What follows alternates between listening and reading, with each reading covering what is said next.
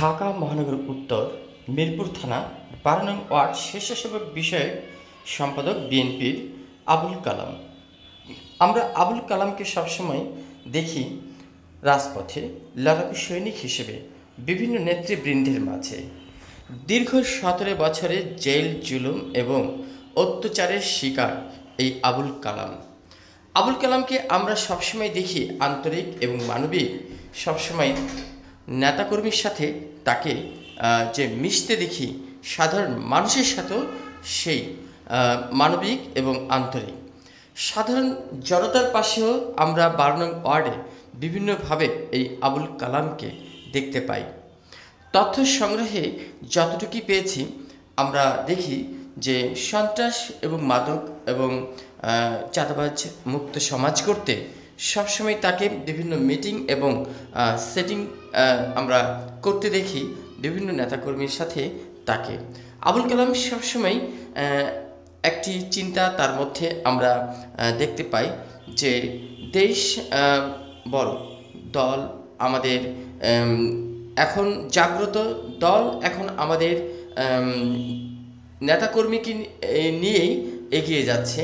বাংলাদেশের জাতীয়তাবাদী দলের যে বর্তমান হাল ধরেছেন তারেক রহমান, তার নির্দেশ অনুযায়ী ঢাকা মহানগর উত্তর বিএনপির যে আহ্বায়ক আছেন আমিনুল হক, তার নেতৃত্বে সবসময় চলার চেষ্টা করেন এই আবুল কালাম।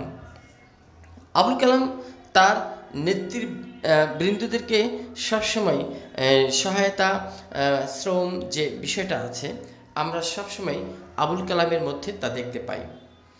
আবুল কালাম দীর্ঘ রাজনীতির জীবনে সবসময় আপোষহীনভাবে কাজ করে যাচ্ছে। আপোষহীন নেত্রীর আপোষহীন কর্মী হিসেবে নিজেকে দাবি করেন। আপোষহীন নেত্রী বেগম খালেদা জিয়া বাংলাদেশের একটি সর্ববৃহৎ দলের নেত্রী। বেগম খালেদা জিয়া আর সবসময় অনুসরণ করেন এবং অনুসারী বেগম খালেদা জিয়া এবং তারেক রহমানের এই অনুসারী আবুল কালাম মিরপুর থানা 12 নং ওয়ার্ড স্বেচ্ছাসেবক বিষয়ক সম্পাদক হিসেবে শুধু নয়, সাধারণ একজন মানুষ হিসেবে পাশে থাকার চেষ্টা করেন বিভিন্ন নেতাকর্মী ও জনসাধারণের সাথে। দীর্ঘদিন এই 17 বছরে আমরা দেখেছি পালিয়ে বেড়াতে এবং দেখেছি সবসময় তাকে গুম, হত্যা যে শিকার হতে চেষ্টা করেছিল প্রশাসন, সেই প্রশাসনের হাত থেকে বাঁচার জন্য ঠিকমতো আবুল কালাম বাসাতেও থাকতে পারেননি, এমনটাও তথ্য সংগ্রহে এলাকাবাসীর কাছ থেকে পেয়েছি। এলাকাবাসীর কাছ থেকে যখন একটু আলোচনা করে আমরা জানতে পারলাম এই আবুল কালামের বিষয়।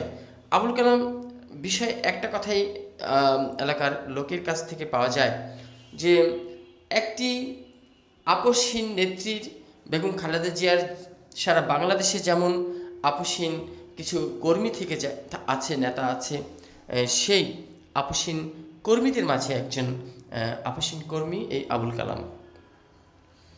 আবুল কালাম সবসময় একটু ভিন্ন রকমের, ভিন্ন মানুষ।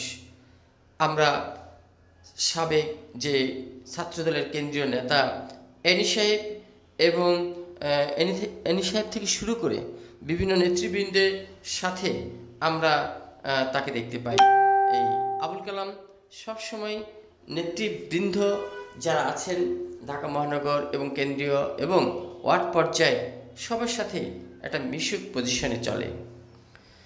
আমরা যতটুকু জানতে পেরেছি আবুল কালাম যদিও একটি ছোট পোস্টে আছে স্বেচ্ছাসেবক বিষয়ক সম্পাদক বিএনপির 12 নং ওয়ার্ড মিরপুর থানা, কিন্তু তারপরও তার মনের দিক থেকে সেই বিষয়টা না ভেবে সাধারণ নিজেকে একজন কর্মী ভেবেই পথ চলে সমাজে মানুষের সাথে। নেতার নেতৃত্ব প্রয়োজন ঠিক আছে, কিন্তু নেতৃত্ব ছাড়াও কিন্তু জনসাধারণের সাথে পথ চলা যায়, নিজের প্রতিভা নিজেকে এগিয়ে নিয়ে যায়। বাংলার মানুষের ভাগ্য বদলে দিতে 4 আগস্ট 2024 যেই গণবিপ্লব ঘটেছে বাংলাদেশে, সেই গণবিপ্লবের পর এখন নতুন জোয়ারে ভাসছে বাংলাদেশ। এই জ্বরে আমরা সবসময় দেখে আসছি বাংলাদেশ জাতীয়তাবাদী দলের সর্ববৃহত্তর একটি ভূমিকা, সেই ভূমিকা এখনও আছে।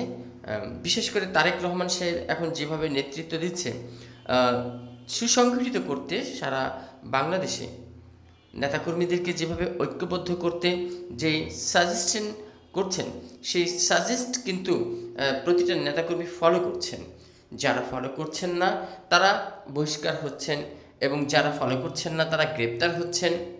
অপরাধীদের মুখোশ খুলে দিতে তারেক রহমান সাহেবও একমত, এবং জোরালো ভূমিকা রাখেন প্রশাসনের সাথে। তা বেয়াদব এবং চাঁদাবাজ সন্ত্রাস যে কর্মকাণ্ডের সাথে লিপ্ত যে সকল নেতৃবৃন্দ, তাদের গ্রেপ্তারের নির্দেশ কিন্তু বর্তমান ডক্টর ইউনূস সাহেবকেও দিয়ে রেখেছেন, যে আমার দলেরও কোনো সন্ত্রাসীদের ছাড় নাই। শাহ আলম সম্রাট, রিপোর্টার, দ্য ভিশন 24।